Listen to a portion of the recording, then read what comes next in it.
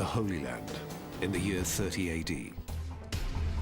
The man who put the fear of God into the Roman Empire and helped launch the biggest religion in the world now faces his death. But he isn't Jesus. He's more popular than Jesus.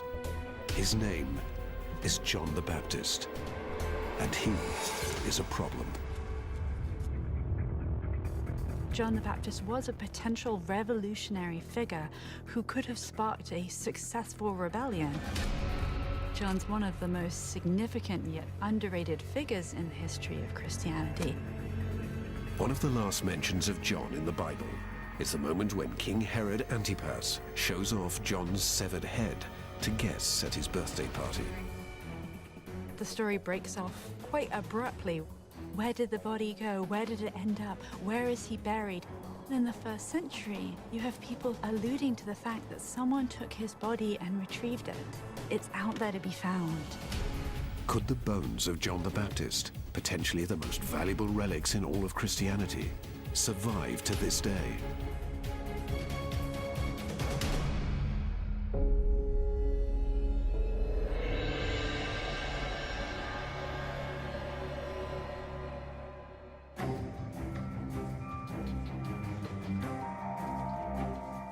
Behind the locked doors of a church in Sozopol in Bulgaria, a team of bone specialists prepare their drills to cut into the priceless relics claimed to be those of John the Baptist. This will also be tricky. This will be tricky. If these bones hold up under scrutiny, it would rank as one of the greatest finds in Christian history. The only way to really get an answer where you can say, well, it's very likely to be John the Baptist, we have to get a date that fits. From samples of bone powder, Thomas Hyam of the University of Oxford will attempt to put a date to the bones using radiocarbon The dating. only thing we can do is to take a small piece. Let's put the face mask on, boys, eh? DNA experts Eske Villeslev and Hannes Schröder of the University of Copenhagen will try to reconstruct a genetic profile. We have to get a DNA profile which suggests that this person comes from the area around, Israel. They can't prove that it is John the Baptist, but they can show that it could be.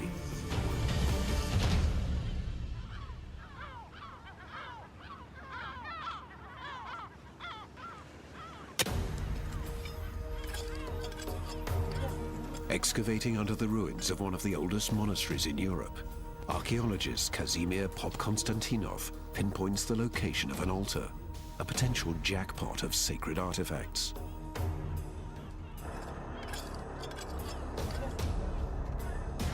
Beneath the tiles, they uncover a marble reliquary, potentially containing a priceless Christian relic, perhaps the bones or possessions of an early saint.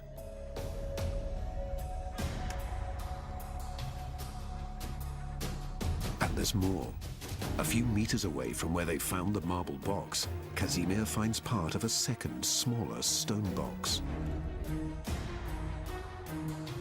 It could be the top or bottom of another reliquary, but it is empty. As Kazimir wipes off the dirt, he can feel that this one is engraved with an inscription. На Свети Йоан.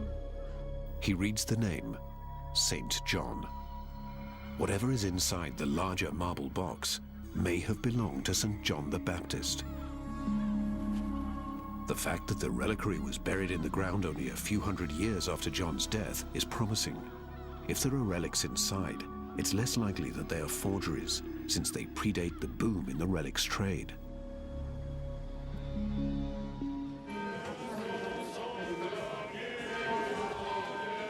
Word spreads across Bulgaria as the country's Eastern Orthodox Church announces the public opening of the reliquary.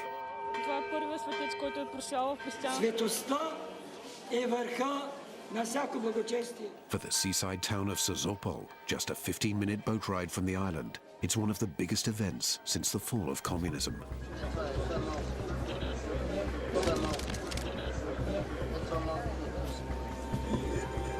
As Kazimir slides off the lid, he uncovers a handful of bone fragments and a human tooth. only the bones of a saint would have been kept in such an exquisite reliquary. Casimir and the clergy suspect they really could belong to John the Baptist. It would be perhaps the oldest historical relic we have that puts us most closely in contact with the historical Jesus.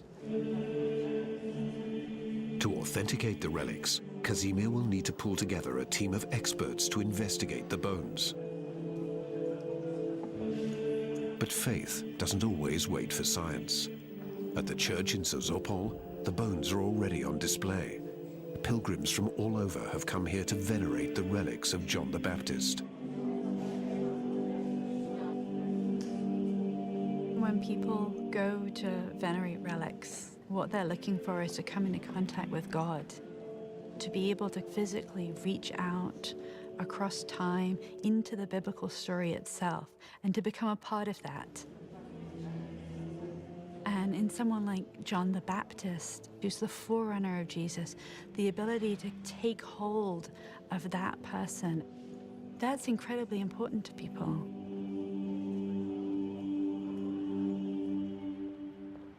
A claim of this magnitude can't go unchecked. Candida Moss, an expert in early Christian history, has heard about this remarkable find and has come to investigate. It's really amazing to be here in this small, beautiful yet unassuming church, and here in this humble case might be the remains of one of the most important figures in the history of Christianity. And that's sort of amazing as something like being in sort of an antique store and discovering sort of hidden treasure. At the same time, right next to the bones of John the Baptist, we have what might be a fragment of the true cross. And I would be perhaps quite skeptical about that claim. With this new discovery, I want to know, where do these bones come from? How old are they? Are they from the same person? There are a whole host of questions that immediately spring to mind that, as a historian, I want to know the answer to. For Moss and other experts, the problem is there are already a handful of so-called heads of John the Baptist out there. In fact, at least 7 different countries claim to have a piece of him. They can't all be real. Relics are incredibly valuable. And like anything of great value, of course, they're sort of susceptible to forgery and counterfeiting. So whenever you find relics, you have to be skeptical about whether or not you have the real thing. Real or fake, all sacred relics share the same destiny, to be locked up in ornate boxes and venerated for eternity. But the church in Sozopol is about to make a risky exception, exposing these bones to the scrutiny of science. To begin, Casimir calls on his colleague, Dr. Jordan Jordanov, an expert in human anatomy. Jordan has studied over 20,000 skeletons and is known for his uncanny ability to identify them with his naked eye. The first bone out of the box he identifies as a piece of the jaw. Next, part of a leg bone.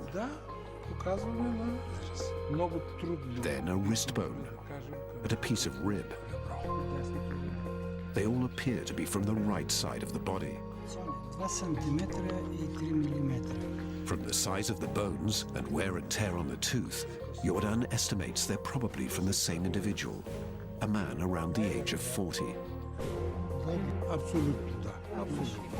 This analysis will have to be verified, but it's an encouraging start for Casimir. And it gets even better. The last bone proves to be the most valuable relic of them all, a piece of the right hand. Новия от дясна ръка.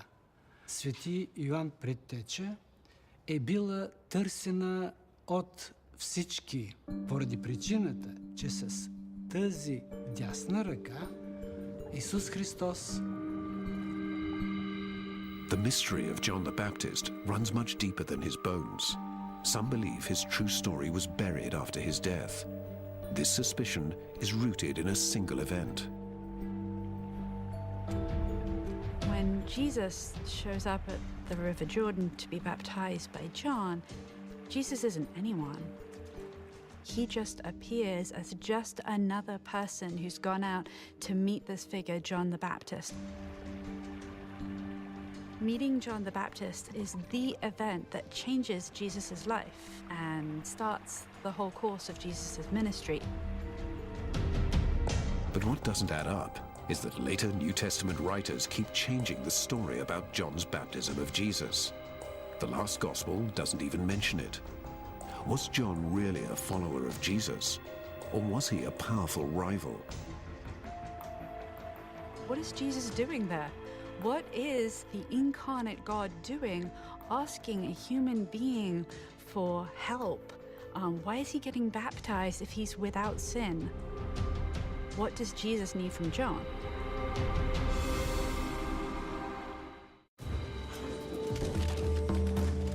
In the Christian faith, only 3 birthdays are widely celebrated: Jesus, the Virgin Mary, and John the Baptist. Since Christians believe the bones of Jesus are in heaven, the remains of John the Baptist would be the next best thing. It's really easy to get swept up in the excitement that surrounds these bones. But at the same time, we can't get swept up too early. We really have a responsibility to the people here and to history itself to really use every tool at our disposal to ask whether or not these actually could be the bones. You know, we're in Bulgaria, on this tiny town on the coast of the Black Sea. And the first question is, how did the bones of someone as important as John the Baptist end up here? The bones themselves are only half the story.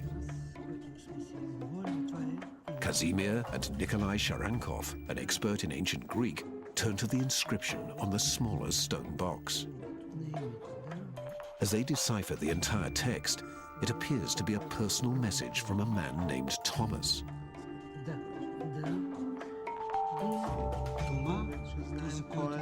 It reads, "Lord, help thy servant Thomas."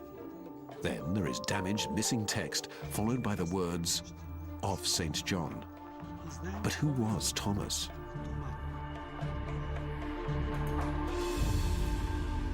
Kazimir thinks he could have been a monk or wealthy patron of the church who brought the relics to the island sometime in the 4th century. Based on the inscription, Kazimir believes that Thomas was convinced he had the bones of John the Baptist in his hands. Then, Nikolai extracts another key detail from the stone. A date, June the 24th. And delta is 4. It's possible this is the date the bones were entombed at the island's monastery. It's also John the Baptist's birthday. Часто упоменаването името на Свети Йоан. Ти споменуваш в навечерието. John the Baptist was supposed to have been born on the 24th of June. Now, that date isn't in the Bible anywhere, but traditionally, John the Baptist, on the basis of the Gospel of Luke, is supposed to have been born 6 months before Jesus.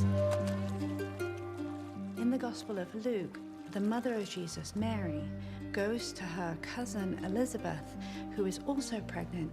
And when she meets Elizabeth, Elizabeth's unborn child, John the Baptist, leaps for joy in her womb. It's a touching story, but some experts think it probably never happened. Why would Luke have made it up? Luke is trying to firmly declare for us that Jesus was always the more important figure. It completely eliminates the possibility that they were ever competitors. They were never at odds with one another. Was there something about John that posed a threat to the ministry of Jesus? The problem with John, he was contemporaneous with Jesus. He had a very similar message. Both were somewhat apocalyptic preachers, preaching a kind of end times.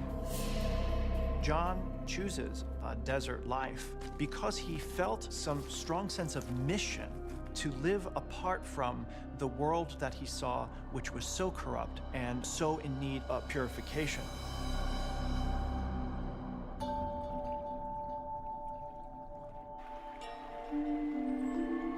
It is at the intersection of the desert and the River Jordan where John's vision takes shape.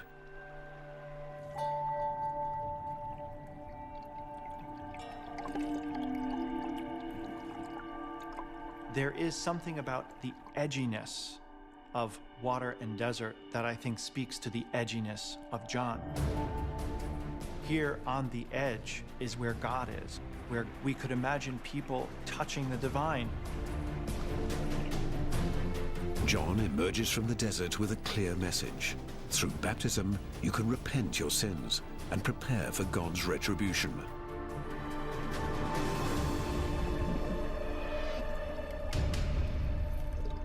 It is this rite that will make John one of the most famous preachers of his time.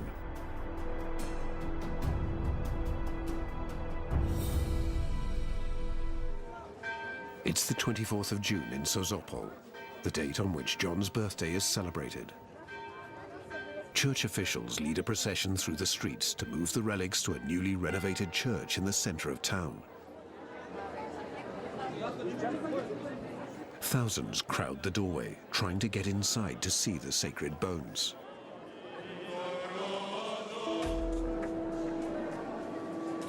For the devout, there is no question that these are the remains of St. John the Baptist.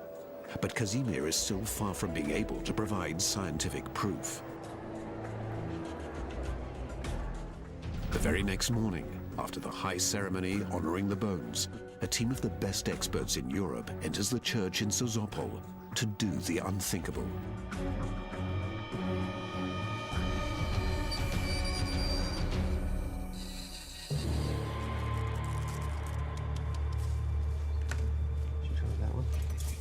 A team of specialists is about to cut into the suspected bones of John the Baptist. Their aim is to create DNA profile and provide a date for the relics. Under the watchful eye of the priest, Casimir negotiates exactly which part and how much of each bone can be drilled. Is it possible to basically make a small cut, to take a small piece off? Or is it not? From which one? From, for example, this one. We're just going to try and drill right through the center. We want to try and minimize any external damage to the surface of the bone if we can. But of course I understand how precious they are, right? So. Разбираче натискай на. Okay. Yes. Okay, thank you. Okay, just drill. Just drill and collect.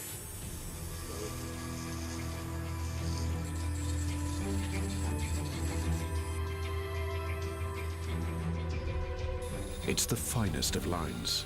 They have to extract just enough powder to get an accurate result in their labs. But a slight slip of the hand could shatter these brittle fragments. It's very easy to make a wrong move and larger part breaks off. To be honest, I'm glad that's not me sitting there. Suddenly, a hairline crack appears in one of the bones. There's Casimir. There's a bit of a crack along here. You see this line? You see this line along here? You can avoid any further damage. Yeah, don't worry. I'm going to try very much. A little bit more, I think, and then we'll call it quits on this one.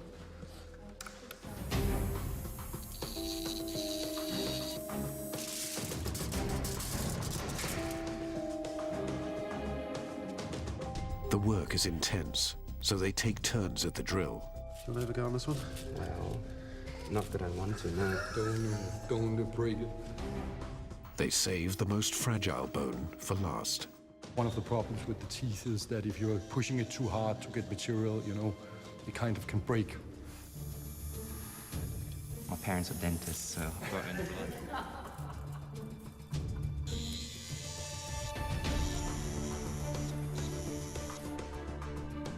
Doing it in a church really puts it into a context, right? It really shows the importance of this material to the people here, which puts additional pressure on you, I think. We are very worried that the tooth will break, so they would ask you to...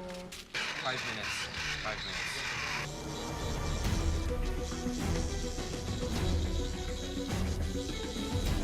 To everyone's relief, They finish sampling the fragments, and the bones appear untouched.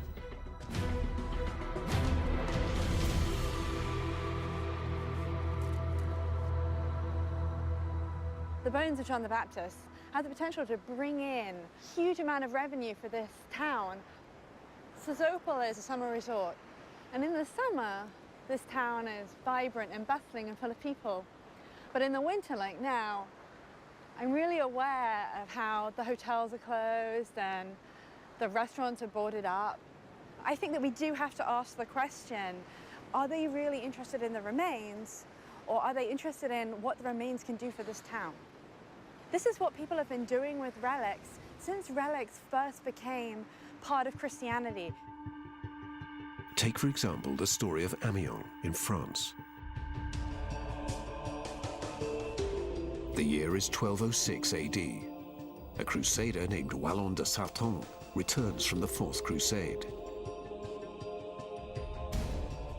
What de Sarton brings back from Constantinople transforms this market town into a mecca for pilgrims all over Europe.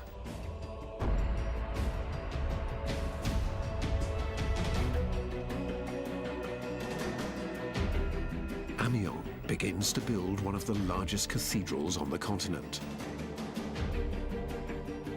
20,000 people, the entire population of Amiens, can fit inside its walls. The cost is enormous, but it pays for itself many times over, thanks to the treasures stashed inside.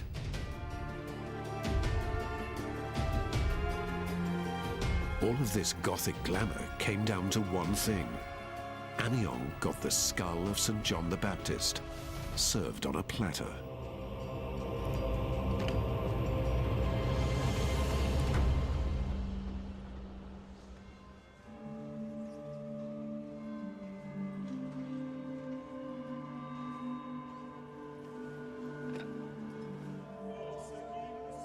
The church plans to keep the skull locked in its case for eternity. When it comes to verifying the relic, 1,000 years of venerating the skull is proof enough for them. But the story of where the skull came from begins and ends with de Sarton and the Crusades. And that seems to be the case with all the relics of John the Baptist. They all seem to surface in the medieval period when there was a boom market for relics. Counterfeiters made a killing. None of John the Baptist's relics have any record of their origin, with one possible exception: the bones found on Sveti Iván, St. John Island. What makes these relics really unique is that they were discovered here underneath the altar of an ancient church. They were buried here only a few hundred years after the death of the historical John the Baptist. That makes it less likely that the bones were forged during this period, because the real trade in relics doesn't begin for another couple of hundred years. Most of our relics could have come off the back of someone's wagon. We have to be really suspicious about them. But for these relics, we have the kind of pristine archaeological context that enables us to make much bolder claims about where they come from and for whom they were important. The archaeology gives the relics a story, and the reliquaries themselves play a crucial role. At the National History Museum in the Bulgarian capital of Sofia, the scientific team starts digging into their origins. Scraping the surface of the larger box, the museum's experts collect samples of the stone. Under the microscope, they see that it's a unique type of marble, possibly from one of the islands of the Aegean Sea.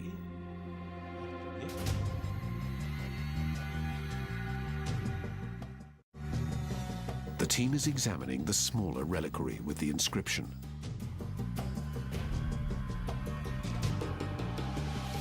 It turns out to be made of tuff, a soft volcanic stone found in specific areas of southern Turkey.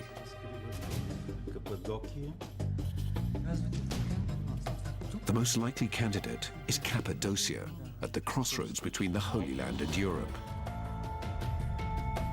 Plotting it out on a map, both sources line up on trade routes to the ancient capital of the Eastern Roman Empire, Constantinople.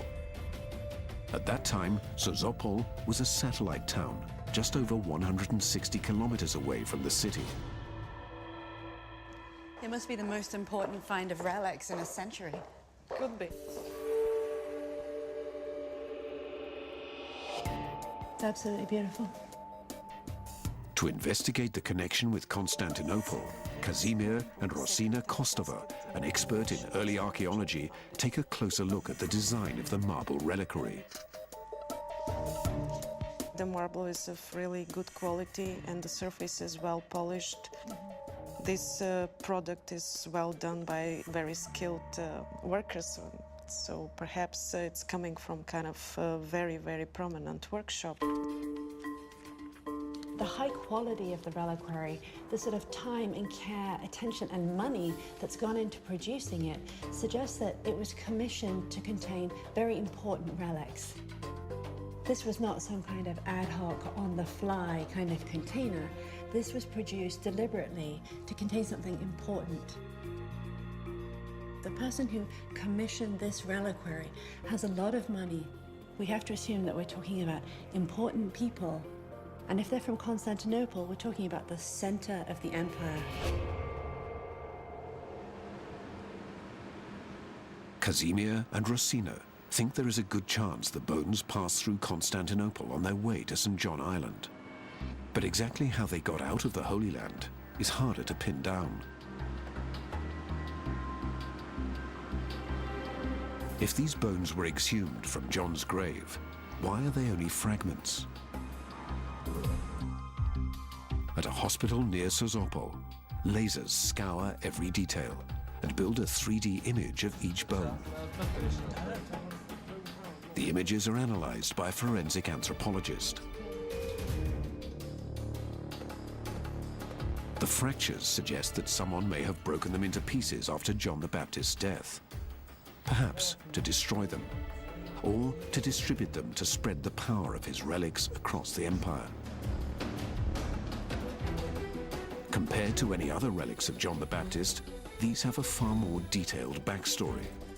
But like a house of cards, Kazimir and Rosina's theory hinges upon something far more important: the date of the bones themselves.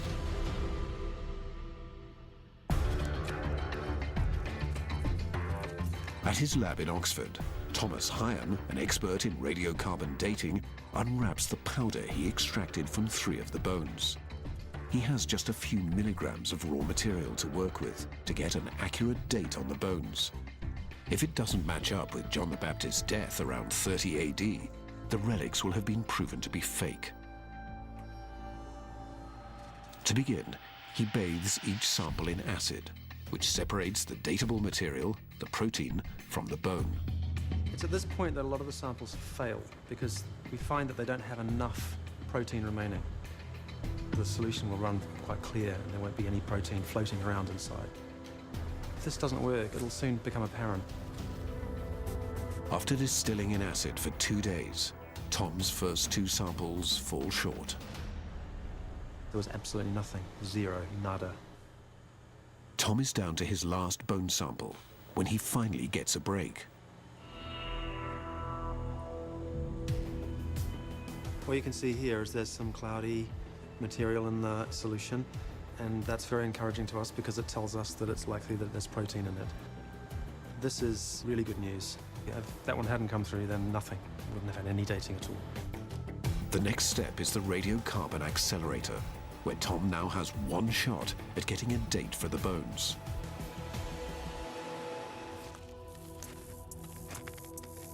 Will the scientific results match the Bible's portrait of John, a man who died in his 30s at the height of his ministry? A wandering prophet whose offbeat lifestyle is the talk of the Holy Land. It's precisely his eccentricity that, I think, accounts for his charismatic personality, his apparent unwillingness to compromise his beliefs or his message. But John's fiery nature soon gets him into trouble. He goes after King Herod for his adulterous marriage to Herodias, who was the wife of Herod's brother. John condemns the royal couple as an example of the immorality eating away at society. John is saying, look, there is a new reign on the horizon, a reign that is greater than Herod's reign, greater than the Roman Empire. This is an incredibly subversive message. Herod understands full well that it's but a small step to the point of an uprising. That's the reason, it would seem, that he ultimately locks John up in prison.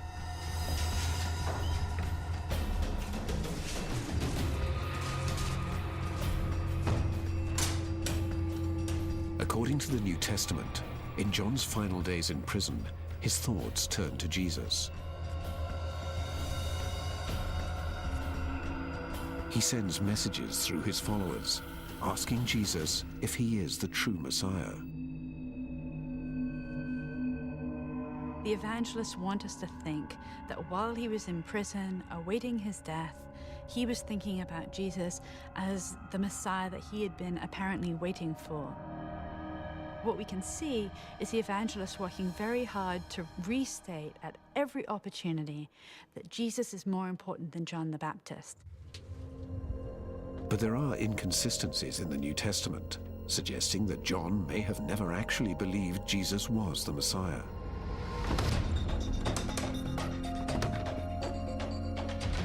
If John the Baptist said that Jesus was the Messiah, we have to wonder why he wasn't telling people. Nothing about John the Baptist's actions after he and Jesus part ways on the banks of the River Jordan suggests that he thinks that the Messiah has come. Everything suggests that Jesus was just another person that he baptized.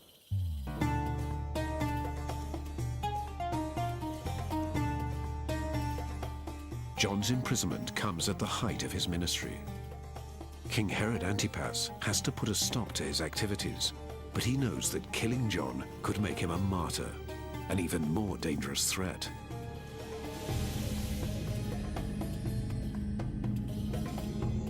But Queen Herodias has a different agenda. She seeks revenge for John's humiliating public attack and lays a trap using her beautiful daughter Salome as bait.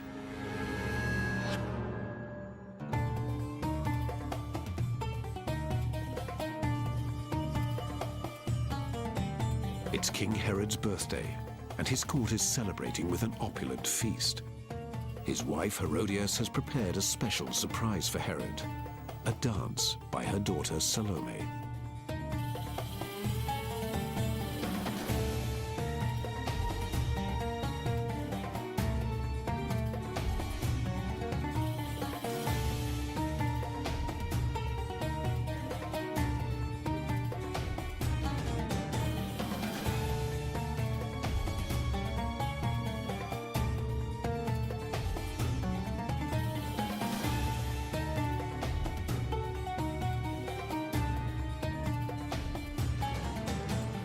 Herod is so taken in by Salome's performance that he grants her any wish. She asks Herod for the one thing her mother has been waiting for, the head of John the Baptist. Ensnared in his wife's plot, Herod has no choice. He orders up John's head on a platter. It's one of the most seductive scenes in the Bible, but many biblical scholars suspect its author had an ulterior motive. This sounds really familiar to ancient audiences. They heard these stories all the time of duplicitous, manipulative women, and it was a way of making Herod look bad that he could be so easily tricked into doing this. It seems more likely that Herod commanded that John the Baptist be executed because Herod was concerned about his popularity, not because his stepdaughter danced really well for him at a party. But the problem with John the Baptist outlives King Herod's rule. Herod may have commanded John's beheading, But afterwards, the architects of Christianity may have used his murder to their advantage. To the followers of Jesus, John may have been seen as a threat to the foundation of Christianity itself. I think from the perspectives of the evangelists, they really have to see John die and see him die early on in order to clear out space for the ministry of Jesus. He has been reworked by Christian tradition to keep him in his place, if you will, to ensure that no one would be able to interpret John as in any way superior to Jesus. 2,000 years later, Casimir is attempting to resurrect John's legacy. His theory is that Thomas, the person he believes wrote the inscription, acquired the bones and carried them in the small box to the island. There they were transferred to the larger marble box and buried under the altar.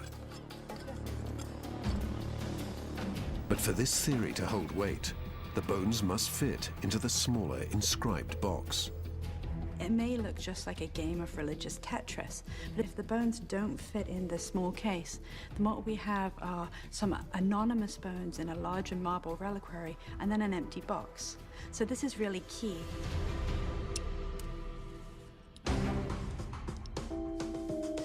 As Casimir tries every combination, it is painfully apparent that all 6 of the human bones don't fit easily in the small box. Това вече е по-голямо по размери. This particular piece is longer than the length of the box, so it's hard to imagine that it was together with the rest. I think the fact that not all of the bones fit in the box is a problem. This does raise more questions for me. Reminds me of Cinderella's glass slipper. They almost fit, but not quite. And in this case, almost isn't quite good enough. The results come as a surprise, but there is a possible explanation. This could be the top of the box. If the missing bottom half is deep enough, it could hold all the bones at once. But the uncertainty weakens his case. It complicates our ability to link all of the bones to John the Baptist concretely. This is a little bit disappointing. Moving forward, we have to really pay attention to the scientific evidence that's coming. We're going to be particularly interested in the dating of these bones and the DNA results. That's going to be really key for ascertaining what's the relationship between the individual bones to this smaller box and to the legend of John the Baptist. At Oxford, they're about to find out if they can extract the crucial date of the suspected bones of John the Baptist. Inside the radiocarbon lab, Thomas Hyam loads his one silver bullet into his revolver. His only good sample is about to be fired through a massive particle accelerator. But once he pulls the trigger, the sample will be obliterated. We basically got one shot at it. We had one sample of bone that gave us enough carbon to get a radiocarbon date. This is it.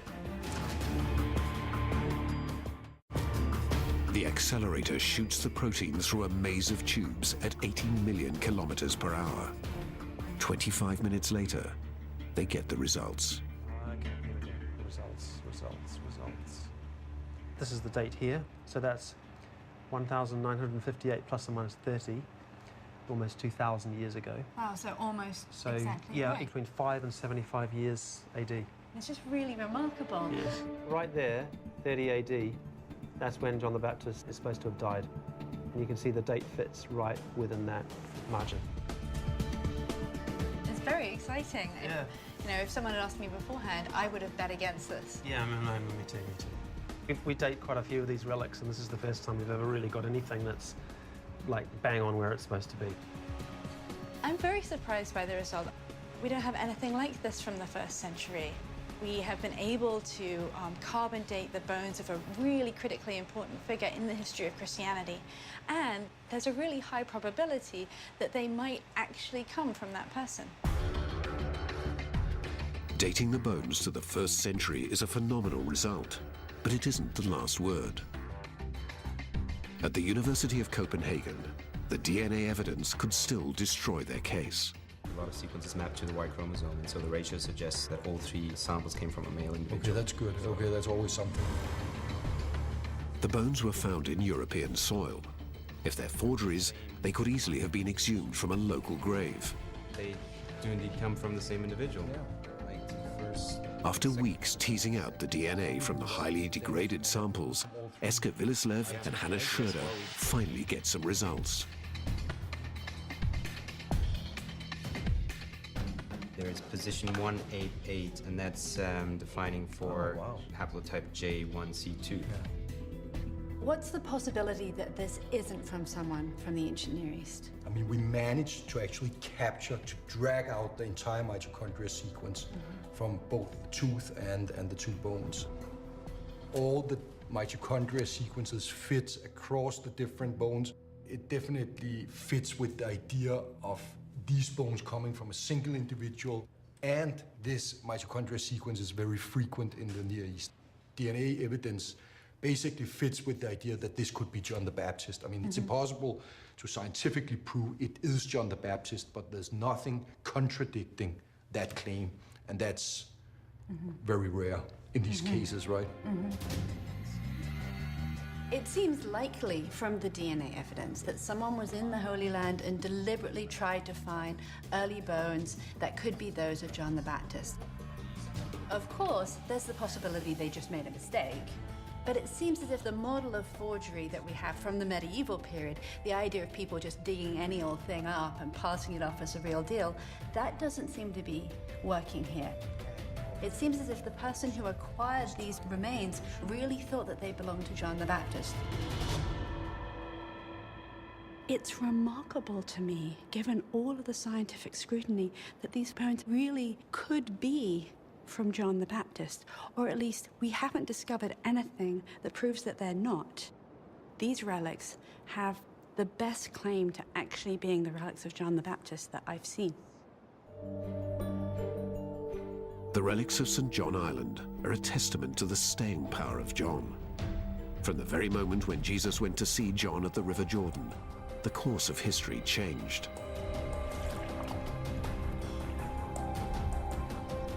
There's something that happens at the River Jordan at the baptism that profoundly changes Jesus forever. Presumably, without having met John the Baptist and without having this experience, Jesus might not have become the religious figure that we think of him as today. But some think that baptism became a problem that the New Testament writers had to fix. Rather than simply deny it, they assimilate and recast the meaning of the baptism of Jesus as a revelatory moment in which God proclaims him as his beloved Son. It's this assimilation that becomes the ingenious take that Christianity has on what to do with this otherwise embarrassing detail that Jesus was baptized by an inferior John. Throughout the 4 Gospels, this scene is reworked again and again, each time giving Jesus more and more spiritual authority. We get to the last gospel, and there isn't even a baptism anymore. And in fact, John isn't even referred to as the Baptist. Rather, he just sort of sees Jesus coming on the horizon and proclaims to the world, this is the Son of God. The very last words that we hear, John says, Jesus must grow greater and I must grow less. And in fact, that is precisely what happens in history. But the New Testament writers couldn't completely bury John's dramatic influence. You have this story in which Herod, when he hears about Jesus and hears about his great deeds of power, thinks that John the Baptist has been resurrected from the dead. 2,000 years later, the discovery of the relics on St. John Island is showing just how strong John's legacy really is. Along with the bones, the hidden story of John is resurrected.